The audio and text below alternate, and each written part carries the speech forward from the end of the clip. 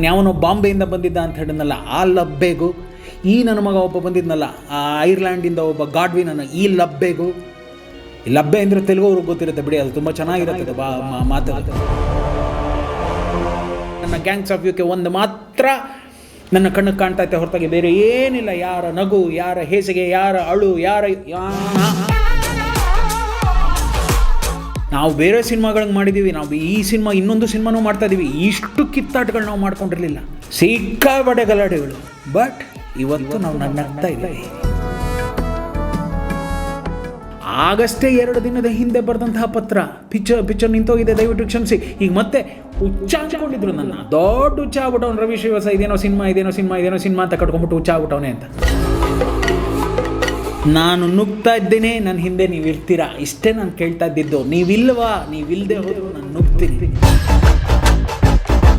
ಕಥೆಯನ್ನು ತುಂಬ ಚೆನ್ನಾಗಿ 2 ಅಲ್ಲ 3 ಅಲ್ಲ 4 ಬಾರಿ ಕೇಳ್ಕೊಂಡಿದ್ರು. ಎಲ್ಲಿ ಏನು ಬರುತ್ತೆ, ಯಾವ ಸಂಭಾಷಣೆಗಳು, ಯಾವ ಸಾಲುಗಳು, ಏನೇನು ಬೇಕು ಎಲ್ಲವೂ ತಲೆಯಲ್ಲಿ ತುಂಬ ಚೆನ್ನಾಗಿ ಇಟ್ಕೊಂಡಂತಹ ಜೀವ. ಏನು 1 2 ರೀ, 165 168 ಸಿನಿಮಾಗಳಿಗೆ ಸಂಭಾಷಣೆ ಬರೆದಂತಹ ಪಿತಾಮಹ. ನಮ್ಮ ದುಡ್ಡಿಲ್ಲ ಅಂತಂದರೆ ಒಂದೇ ಒಂದು ಹುಲ್ಲು ಕಡ್ಡಿ ಕೂಡ ನಾವು ಈ ಕಡೆಯಿಂದ ತೆಗೆದು ಆ ಕಡೆ ಇಡೋದಕ್ಕಾಗಲ್ಲ. That is film industry.